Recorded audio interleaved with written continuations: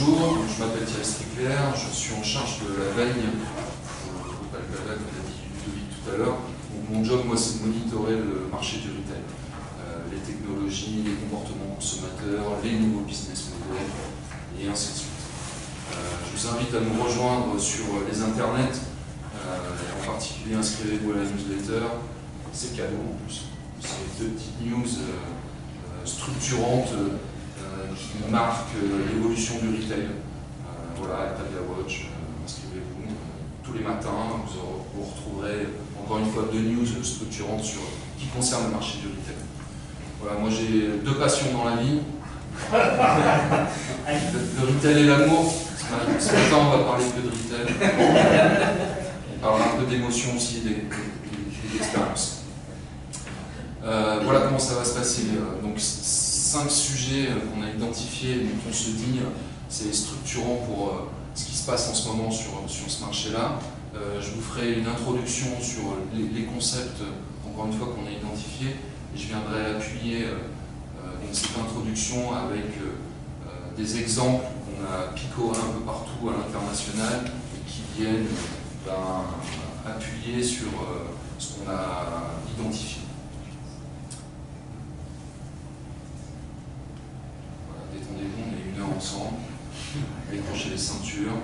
N'hésitez pas à m'interrompre si vous avez des questions. N'hésitez pas à m'interrompre si vous ne comprenez plus rien. Voilà. Alors la première partie va concerner les concepts hybrides. Une nouvelle tendance de magasins physiques émerge, donc ce sont les concepts hybrides, porteurs de nouvelles propositions de valeur. Ces nouveaux modèles sont en train ils abolissent les frontières, revisitent les dogmes et finalement cassent les codes. C'est une nouvelle manière de faire du commerce et en ça c'est extrêmement intéressant. Un concept hybride, c'est finalement c'est mélanger au sein d'un même univers physique, au sein d'un même lieu physique, plusieurs univers en créant des passerelles séduisantes. Alors, force est de constater que ces nouvelles énergies, ces nouvelles propositions sont en train d'irriguer la planète retail et ce à l'international. Ce qui est notable, c'est qu'ils sont innovants, libres.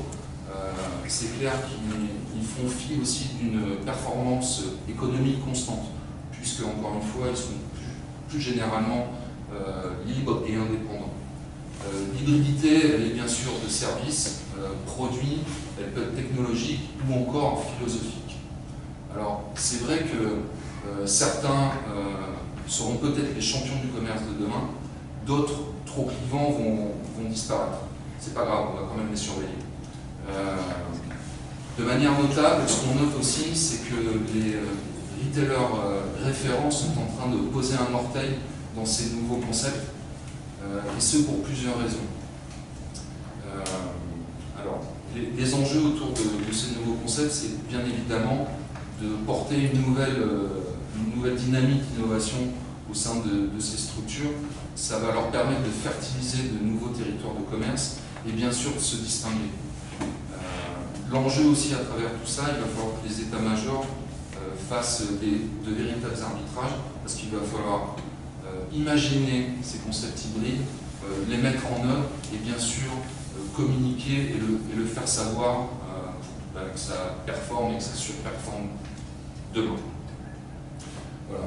Donc, en conclusion, j'ai envie de dire que ces nouvelles énergies vont ouvrir d'autres voies de commerce et que finalement le monde du retail physique est définitivement décompartimenté. Et c'est bien en phase avec ce qui est maintenant le client, puisque on sait que les clients ont tendance à jongler avec leur device, le smartphone, la télévision, les ordinateurs. Ils vont jongler en fonction de leurs besoins, ils vont jongler en fonction de leur budget. Donc je trouve moi que ces nouveaux concepts sont bien en phase avec ce qui est maintenant la consommation en 2019. Voilà, donc maintenant je vous présente quelques exemples qui démontrent cette nouvelle hybridité du commerce. Là, cette fois-ci, on est au Japon. chez Aoyama Flower Market.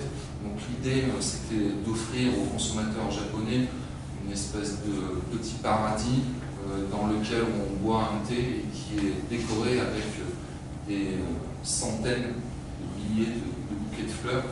Les tables sont transparentes, donc ça permet d'apprécier pleinement les fleurs, boire un petit thé et puis repartir bien sûr si vous le souhaitez avec des fleurs. Deuxième endroit qu'on a identifié, cette fois-ci ça se passe à New York, ça a été initié par un retailer qui s'appelle Roman & Williams qui distribue des meubles de qualité, et là ils se sont associés à un restaurant en fait. Donc l'idée c'est de venir dîner ou souper dans ce restaurant et vous pouvez acheter l'ensemble de la décoration, que ce soit la vaisselle, les meubles, ce qui vous plaît. L'idée derrière c'est de proposer une expérience au client enrichissante qui fait qu'il va certainement plonger et avoir envie de s'offrir au-delà du repas quelques objets proposés par Roman & Williams. Eric, si je peux t'interrompre. Oui. Juste, j'ai oublié de préciser que cette présentation-là, vous pouvez la retrouver sur le site Altavia Watch. Donc, je vois quelques-uns qui prennent des photos, donc vous aurez l'ensemble de contenu en ligne. C'est cadeau, ça me fait plaisir en plus. Ils ont pas de l'email quand même. Bien sûr. Ouais. Soyez sympa, inscrivez-vous. Et vos clics sont aussi des primes. C'est 20% annuel. C'est pas vrai, cette fois-ci, je vous amène chez Red Rose, qui est un distributeur anglais, bien sûr. Alors là, je vous disais tout à l'heure, l'hybridité prend plusieurs formes. Là, on est plutôt dans une forme un peu philosophique. On le verra tout à l'heure sur la Food Revolution, mais l'idée, c'est d'offrir des cours de yoga cette fois-ci aux clients. Ça participe à toute la dynamique wellness. Ça a finalement du sens. C'est des cours qui sont payants. Je crois que c'est 7 livres l'heure passée. Et je trouve que ça fait vraiment sens en ce moment. Voilà. Et c'est assez étonnant de voir un distributeur alimentaire proposer effectivement dans ces magasins, bien évidemment. Ça, vous en avez certainement entendu parler. C'est l'hybridation entre le groupe L'Oréal et le groupe Casino. L'idée, c'était de construire un lieu typiquement réservé pour les urbains avec un moult de services. L'idée dedans, c'est de retrouver à la fois de la cosméto et de l'alimentaire. Ça paraît étonnant. Le lieu est vraiment classe, vraiment. On passe à un véritable bon moment. C'est une véritable expérience. Je passe vite parce que tout le monde va rester trop. Voilà, une autre hybridation tout autant étonnante. Cette fois-ci, c'est l'Occitane, donc toujours l'univers de la cosméto, et cette fois-ci avec Pierre Armier, qui est un grand pâtissier. On est dans un lieu magnifique, instagrammable, je sais qu'en ce moment c'est important. Vous proposez encore une fois une expérience très atypique à vos clients qui va les marquer, vous les rentrez sur le terrain de l'émotion, et on imagine que ça fonctionne, et ça fonctionne très bien. Au 86 Champs-Élysées, maintenant une adresse réputée.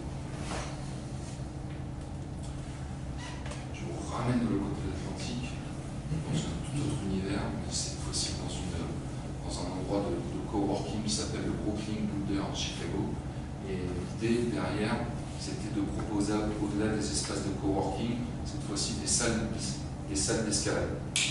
Ce qui permet aux gens qui sont dans cet endroit de basculer à la fois sur leur passion qui peut être l'escalade et de partir bosser.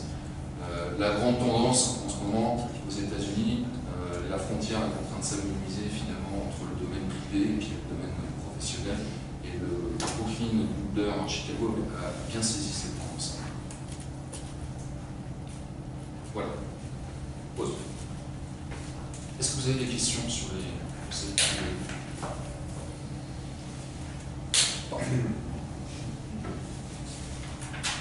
Une question? Oui. Je vois effectivement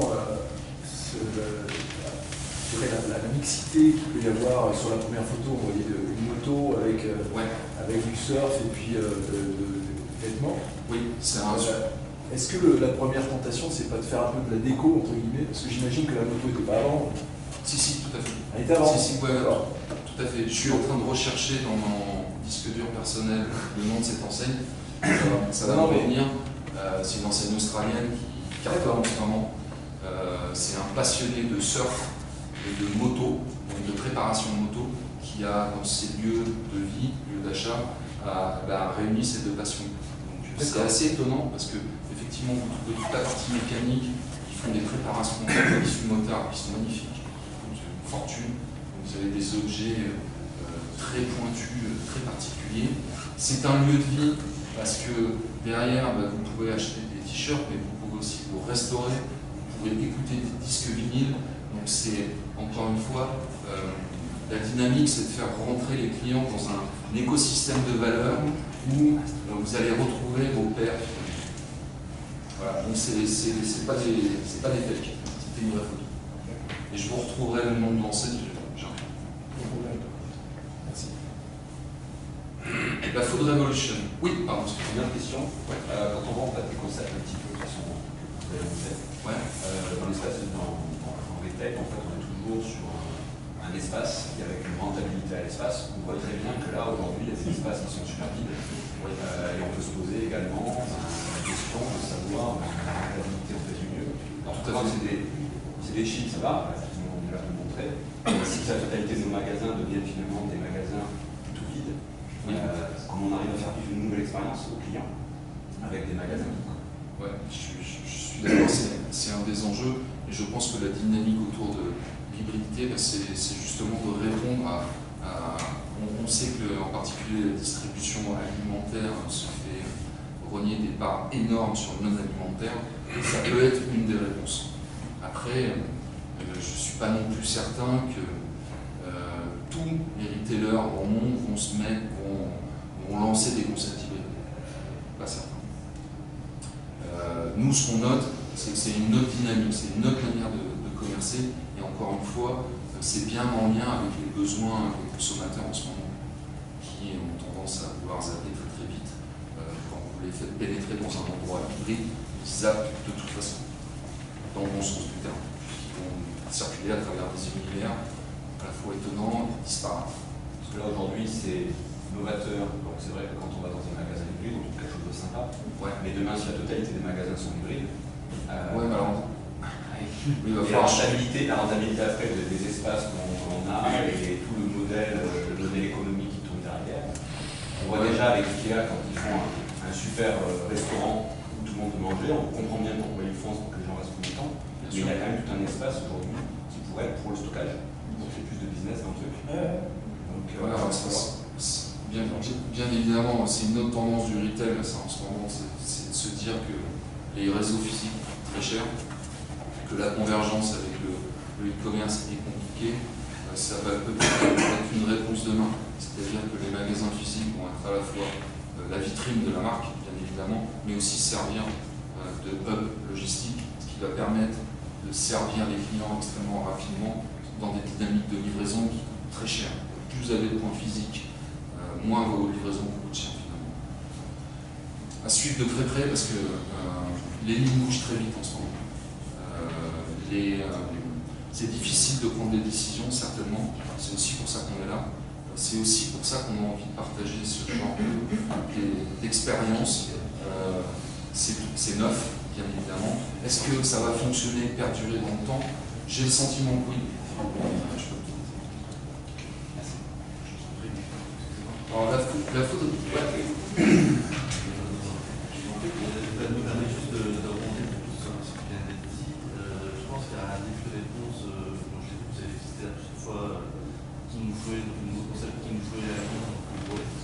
Et dans ce concept-là, pour l'avoir vu, je pense qu'il y a un début de réponse justement à cette esprit de rentabilité avec l'optimisation de l'espace et tout le monde avoir un espace expérientiel. C'est de pouvoir avoir un digital bien pensé. Et pour le coup, dans ce concept-là, qui nous peut évoluer, ils apportent clairement ce sujet-là et sont peut-être tout ça considéré.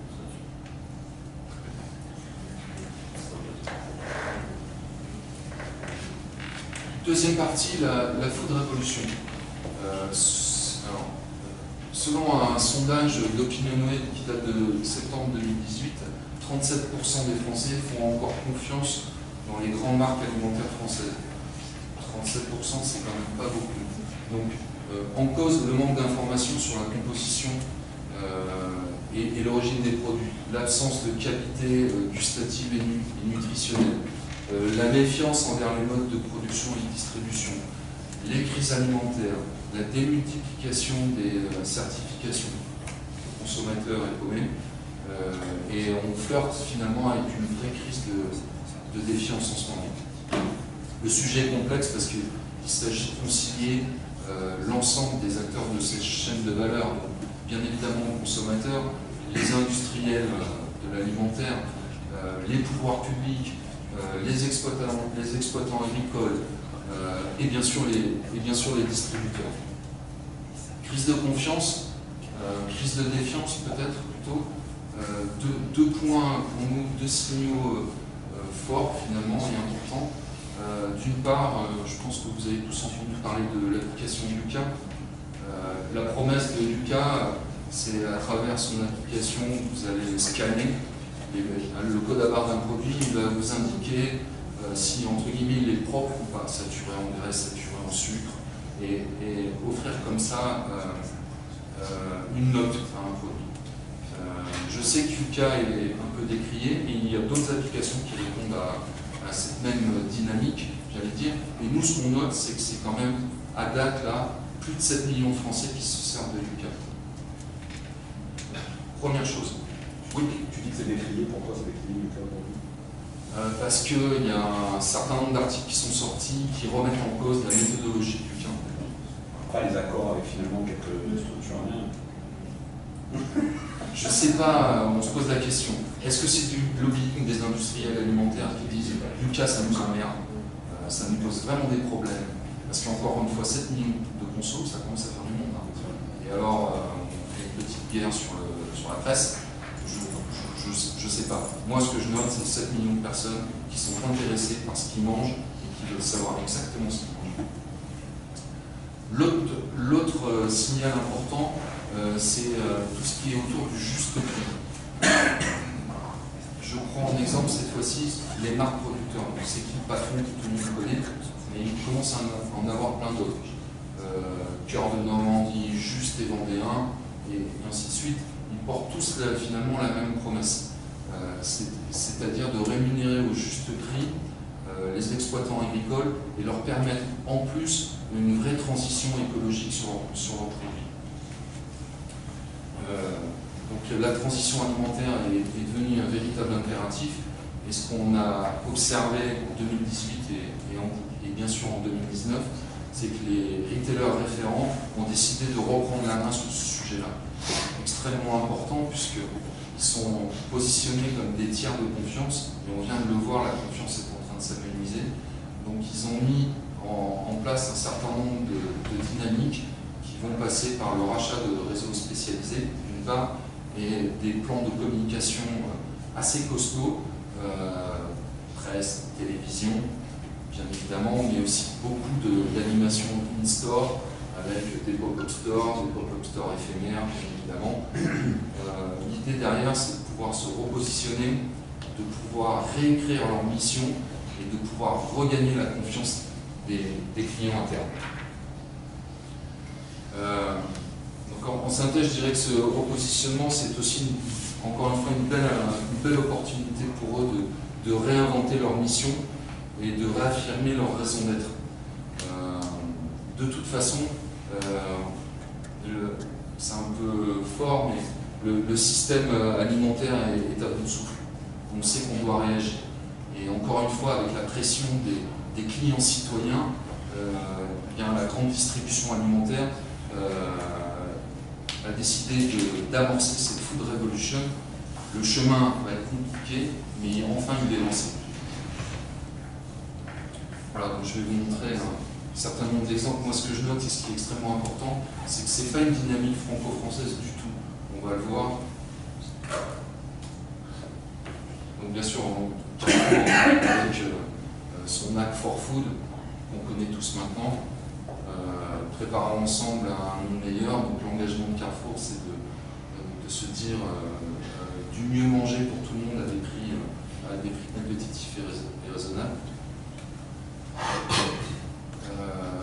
Je vous disais tout à l'heure, beaucoup de rachats de réseaux spécialisés. Cette fois-ci, on est chez Casino qui a investi dans un tour au jardin, le concept bio et local.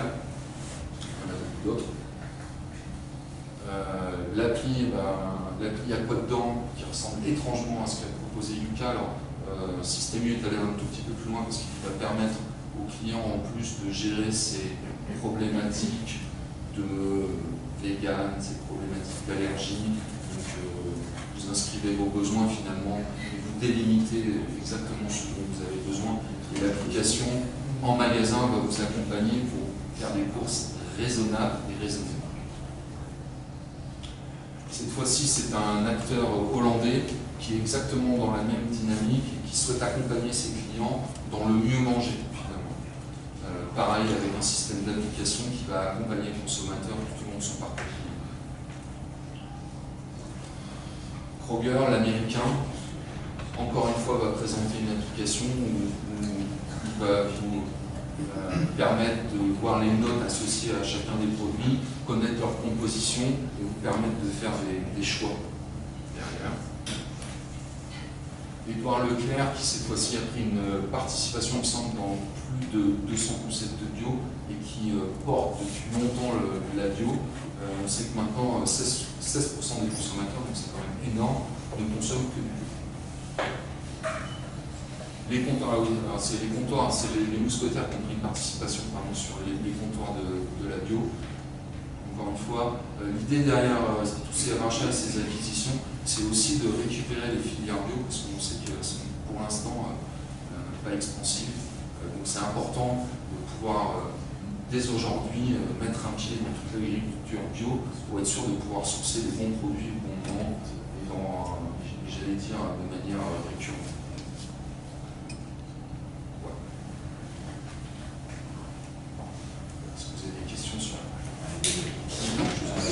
Sur la partie justement de récupération des petits comptoirs bio, on voit très bien.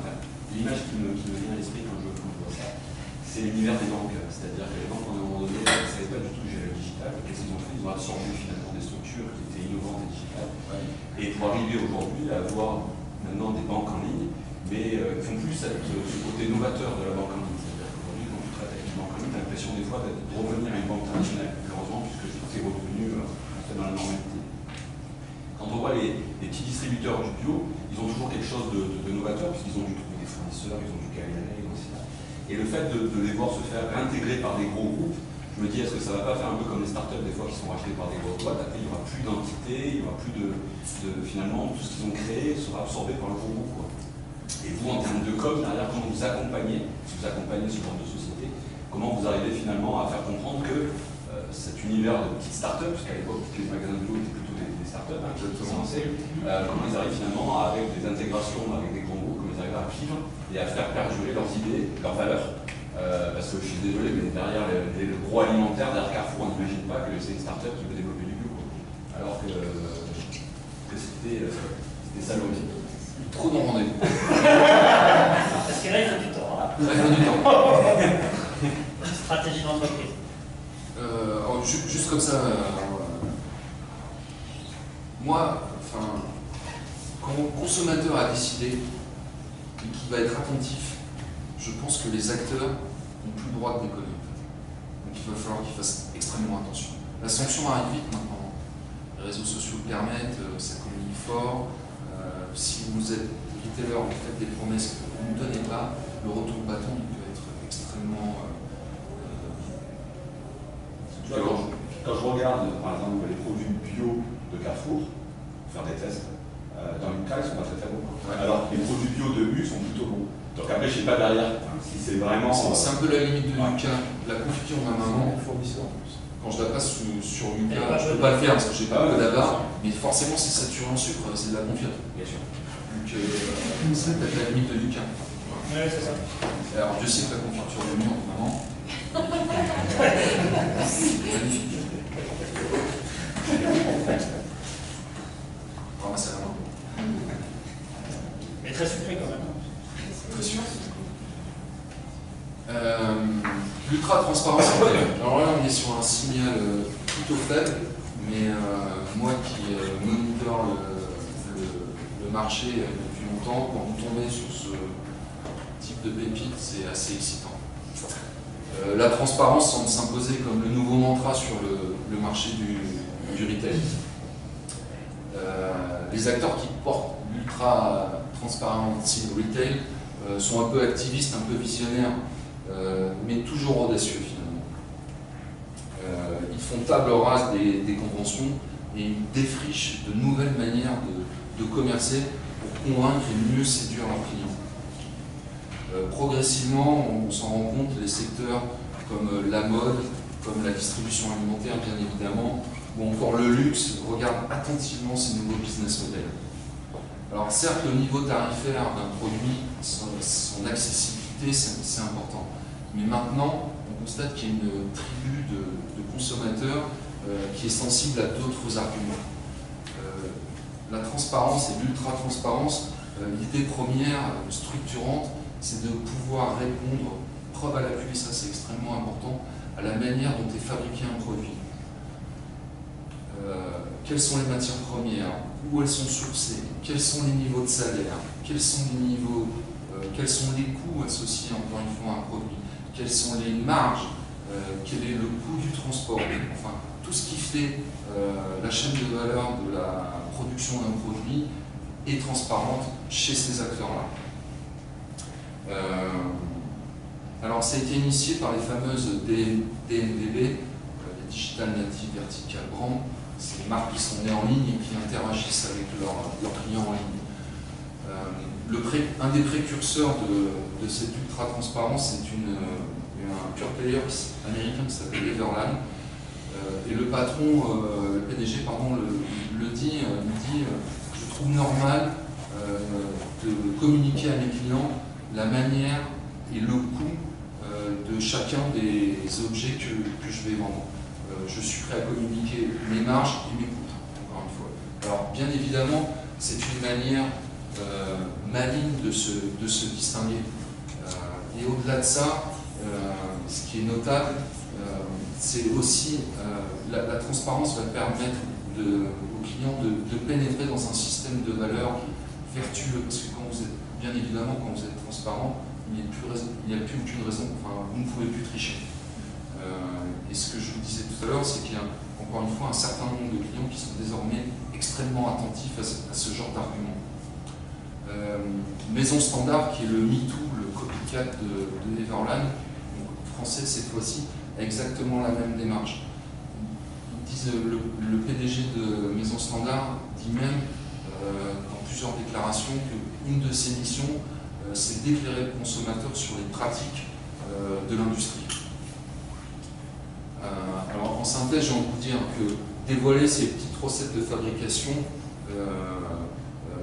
les clés d'un business model et dévoiler ces recettes de fabrication, les clés de son business model sont d'excellents leviers de séduction et de confiance.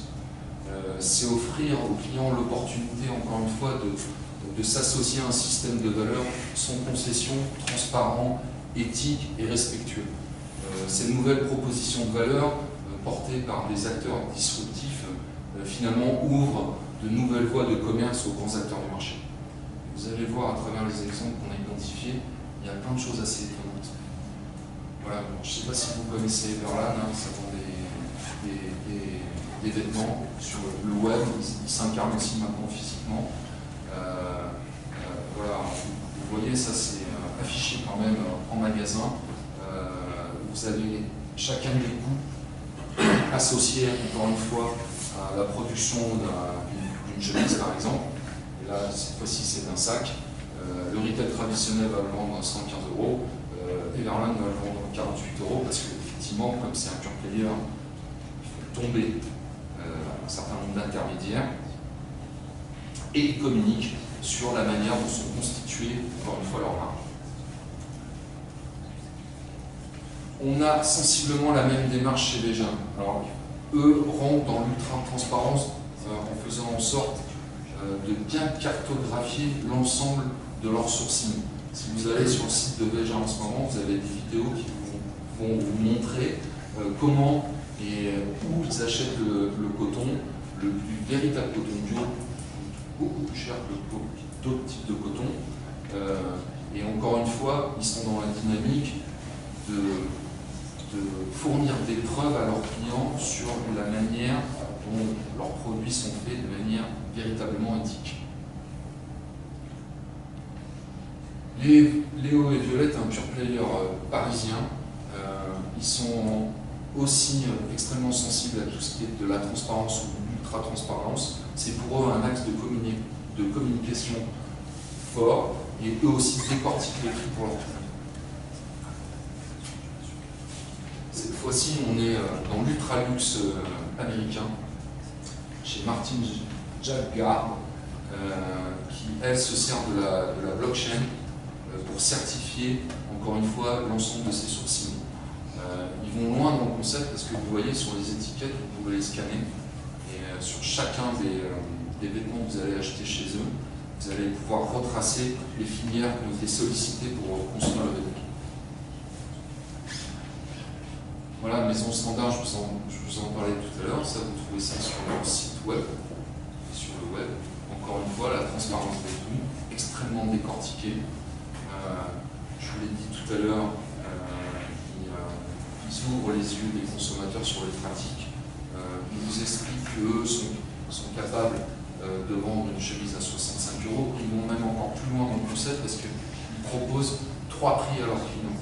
Un premier prix qui va permettre de couvrir les frais de fabrication, qui est de 53 €. Un deuxième prix de 63 € qui va permettre cette fois-ci à Maison Standard de mieux rémunérer son personnel. Et enfin un prix de 72 € qui va permettre à Maison Standard demain d'investir sur d'autres projets. Libre au client de choisir son prix d'achat. Moi, j'avais jamais vu ça. C'est énorme.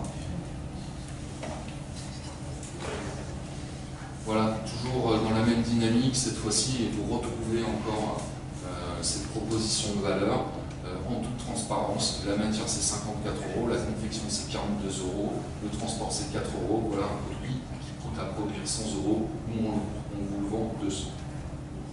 Je suis complètement transparent à la fois sur mes coûts et sur les marges. Voilà. Je finis juste comme ça parce que moi j'ai quand même une remarque là-dessus. Le concept doit aller encore un tout petit peu plus loin. Parce que moi j'ai fouillé partout. Et il manque quand même une véritable indication, c'est tout ce qui peut se passer en amont. Qui fait le design?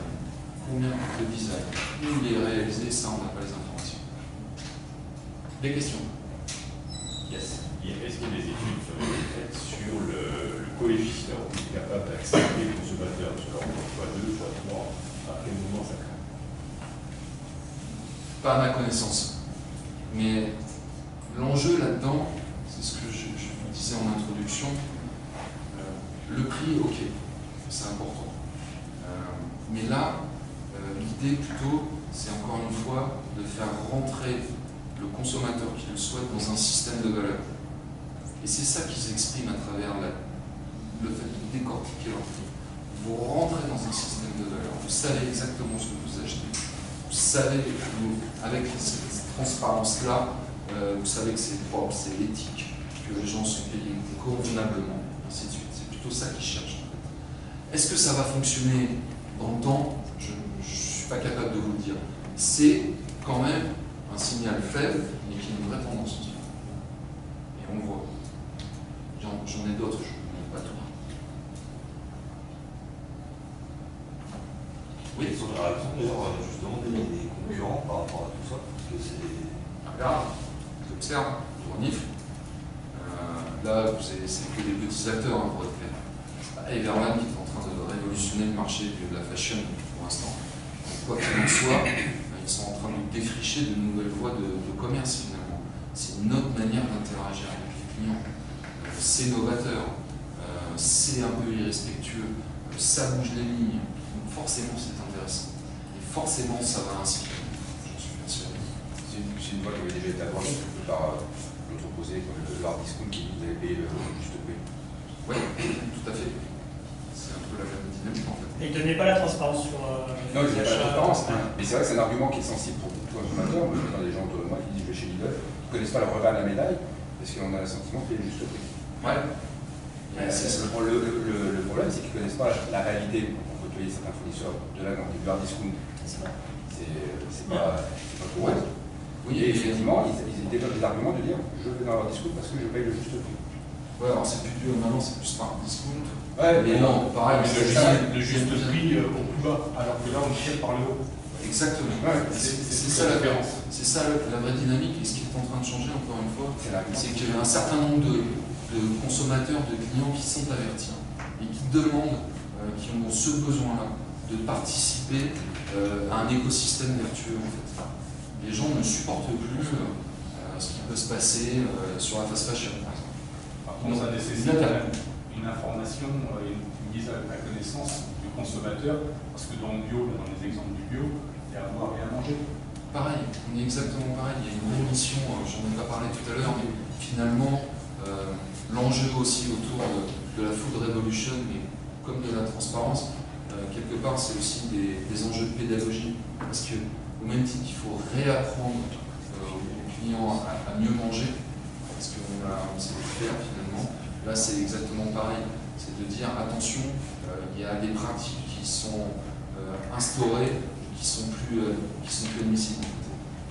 Ça va prendre du temps, mais moi je pense véritablement c'est comme ça que va s'orienter le commerce de demain. Parce que c'est important. Pour tout le monde.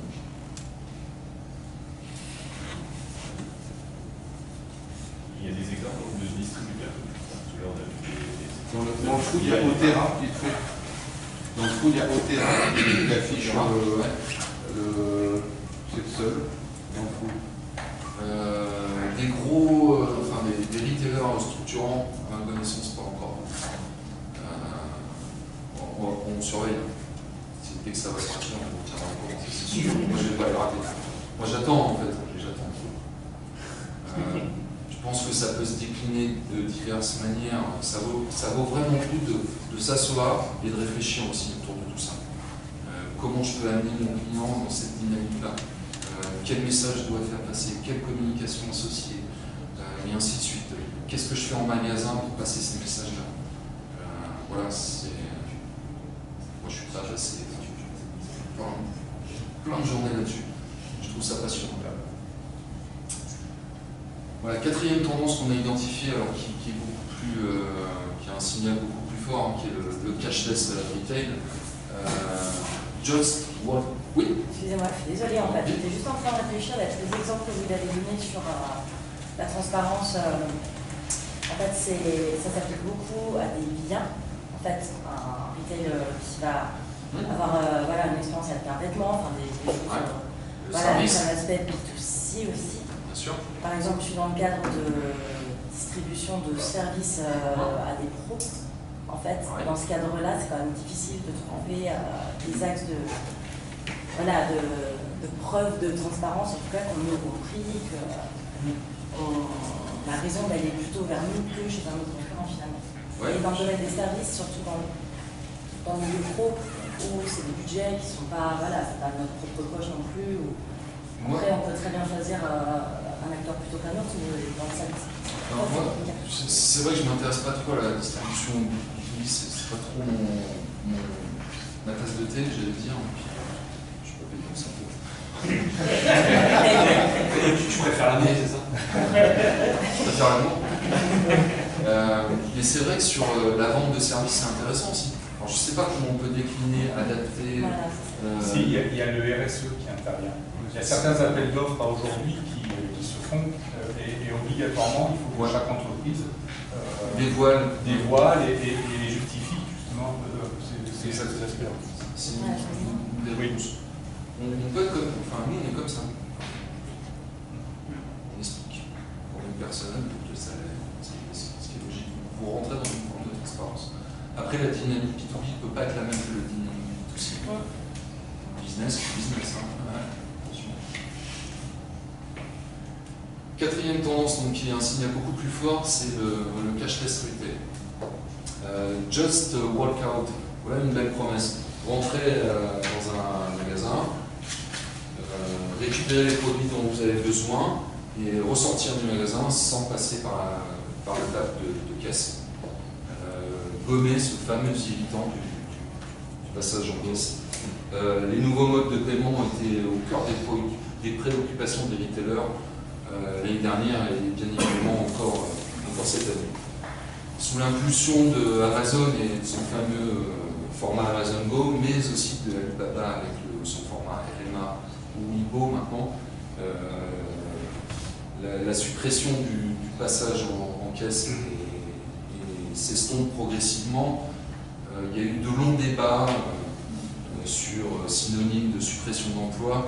Force est de constater qu'aujourd'hui, c'est désormais d'une autre époque. Alors les solutions de cashless techno sont aujourd'hui innombrables. Paiement via code à barre, QR code, reconnaissance faciale, empreinte digitale, par souvenir, par selfie. En fait, c'est un vrai creuset techno qui est en train de bouillonner. Les acteurs du brick and mortar sont entrés dans l'ère de l'expérience et ce, indéniablement. Le passage, le paiement en est une des composantes finalement. Offrir une expérience fluide, libre, sans irritant, c'est encore une fois une belle promesse et c'est une belle expérience à offrir à vos clients. Nous, on pense que le client caisse, entre guillemets, va devenir peu à peu la norme. Alors, c'est important pour les retailers parce que, bien évidemment, c'est pour eux aussi une manière de capter de la data. Capter de la data, ça veut dire demain pouvoir communiquer différemment avec ses clients, de leur proposer le bon produit au bon moment sur le bon canal. Parce que, encore une fois, toute cette somme de data va permettre d'affiner la communication. Les premières, alors s'il y a des remarques à faire quand même, c'est que les premières expériences sont adaptées à des formats de proximité. Pour l'instant, il n'en est pas question sur des formats super ou hyper. La techno n'y arrive pas, en particulier pour tout ce qui est du vrac. Première remarque. Deuxième remarque, et ça arrive des États-Unis, c'est que tout le monde n'est pas bancarisé. Et donc ça pose un problème. Si vous n'êtes pas bancarisé, vous ne pouvez pas vous servir de système de cashless. Donc les États américains commencent à communiquer en imposant à Amazon de remettre au moins une caisse dans son format d'Amazon pour répondre à ces problématiques. Ce qu'on note aussi, c'est que la suppression des caisses, demain, c'est une véritable opportunité. Il sera possible d'imaginer de bouleverser le parcours client dans un magasin. Pendant 50 ans, on est rentré dans un magasin en passant par la caisse et en ressortant par la caisse. Demain, les retail designers vont pouvoir s'éclater et repenser complètement un point de vente et offrir encore une fois une expérience qui sera complètement innovante. Donc je vais passer vite parce que on a des exemples à Tire-Larigot. Donc là, cette fois-ci, c'est le CAF Casino qui propose une application qui vous permet de finalement d'être le client caisse, tout simplement. Samplug, qui est une filiale de Walmart, qui sont sur des formats de proximité, offre exactement la même dynamique avec son mobile paiement. C'est Scan & Go finalement. Donc vous scannez et vous ressortez. Plus de passage en caisse. Alibaba a lancé le Smile to Pay en Chine avec KFC, ce qui paraît étonnant. Pourquoi pas. Il semblerait que ça fonctionne. Et encore une fois, même si ce dernier est déguisé ou porte une perruque ou du maquillage, vous souriez, vous payez. Avec les Parisiens, ça va être compliqué ça. Parce que franchement, à Paris, sourire, c'est un peu péché. On ne pense pas que ça va s'adapter. Monoprix, qui a été là-dessus assez innovant et qui a déployé son fil Easy depuis maintenant plus d'une année. On attend de savoir s'ils vont encore une fois proposer Monopizy partout. C'est dans l'air du temps. JDcom, qui est un gros acteur chinois, concurrent d'Alibaba, propose aussi un système, cette fois-ci par RFID, pour supprimer le passage en caisse. Et voilà. Deux remarques. Ouais. Le souviens que lorsque Amazon avait lancé Amazon Go, Casino avait lancé une publicité, qui ressemblait tout à fait à la publicité d'Amazon Go et qui disait nous, Casino, ça fait bien longtemps qu'on est cashless, mais il suffit d'être livreur de domicile. Parce que vous commandez, etc., on vous livre, etc. Et puis, le deuxième remarque, c'est, je me souviens d'être très longtemps, j'avais visité des magasins au Japon, à Tokyo. Là, vous n'êtes pas toujours en fait, vous rentrez, il n'y a pas de caisse. Enfin, vous pouvez rentrer et sortir, etc. Sephora fait ça aussi. Parce que maintenant, vous pouvez payer avec, sur leur des terminaux mobiles, une petite tablette. Donc, ce que je voulais dire, c'est que les Japonais, il y a une notion d'honnêteté, etc. Et donc, c'est ça aussi le point qui n'est pas possible, me semble-t-il. Alors, c'est vrai qu'au début, quand on a vu arriver Chatabel et les formats Amazon Go, on s'est dit, mais vous allez se poser la question de savoir s'ils allaient en mettre en Seine-Saint-Denis. Ça a l'air de fonctionner aux États-Unis. Ça a l'air de fonctionner. Je sais pas. Je sais pas, ouais. Je sais pas comment ça va tourner. Je préjuge pas non plus de la Seine-Saint-Denis. Attention. J'y habite, il y a des gens très bien. Je pense que les niveaux technologiques maintenant permettent quand même de bien profiler. C'est costaud. À voir. Ça a commencé, hein. Au Bernier, ils en ont posé un. Je ne sais plus quel un petit box comme ça. Vous rentrez avec votre appli, vous servez les pourcents. On l'a dit tout à l'heure, on est vraiment rentré dans un monde de l'émotion. Et là, je vais vous parler de Emotional Rescue Retail. Pour ceux qui ont reconnu, j'ai emprunté ça à un petit groupe de musique qui s'appelle les Rolling Stones. J'aime bien les Rolling Stones. Intelligence artificielle, chatbot, KPI, processus, une forte tendance à la robotisation, à des univers dématérialisés, laisse finalement peu de place à l'imprévu, à la surprise et à la découverte. Or, un commerçant qui offre une bonne affaire, qui permet un achat plaisir non prévu, génère souvent un lien fort avec ses clients, car placer le client sur le terrain de l'émotion, c'est véritablement une clé déterminante à la relation marchande réussie. Réconcilier le pouvoir d'achat et le plaisir d'acheter.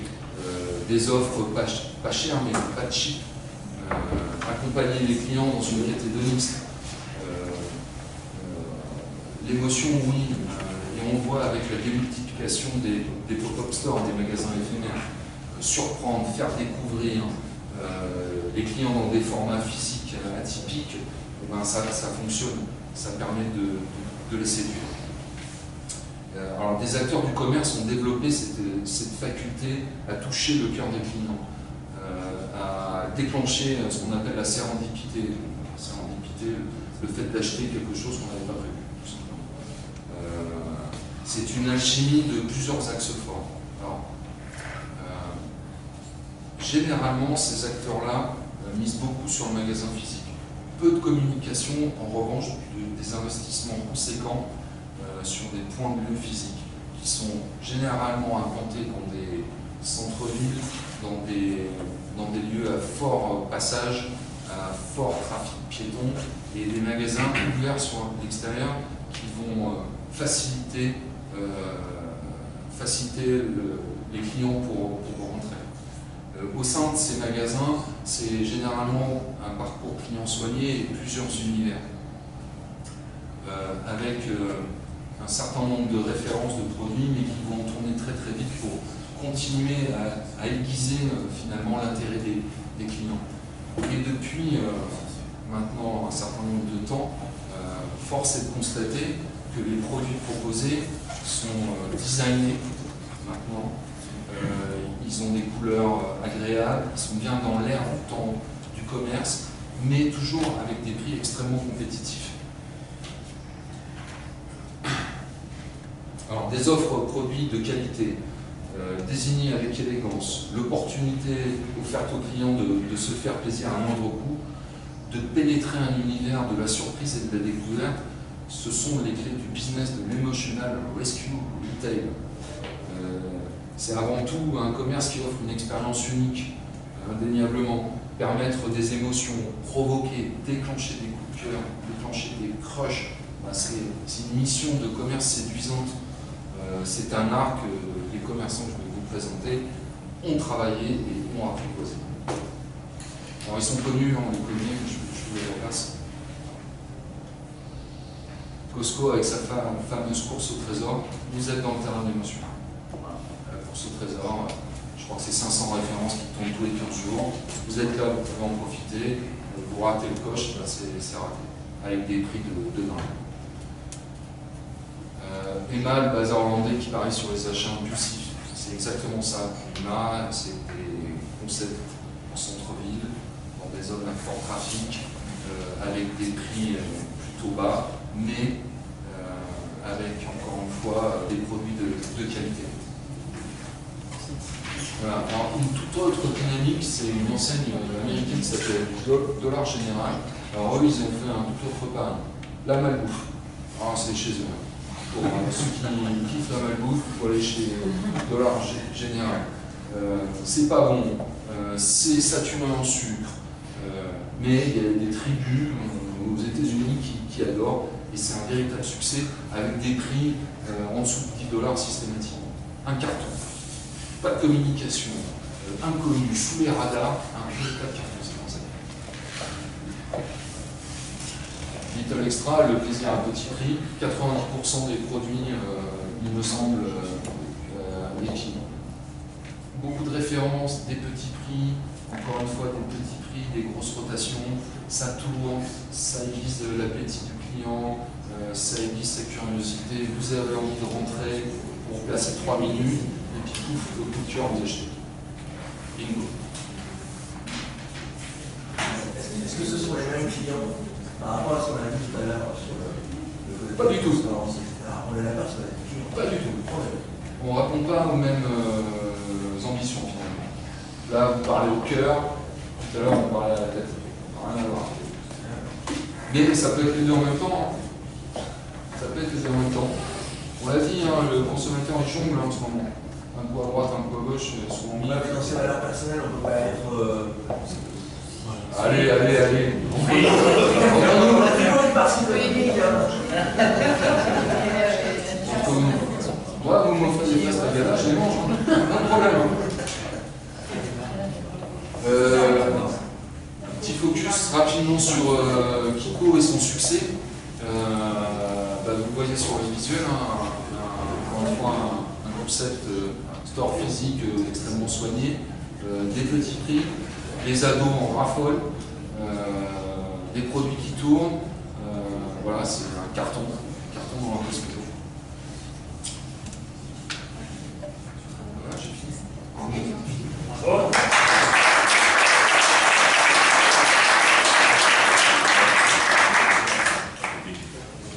Réaction, encore des questions? Colibé, insulte, déception.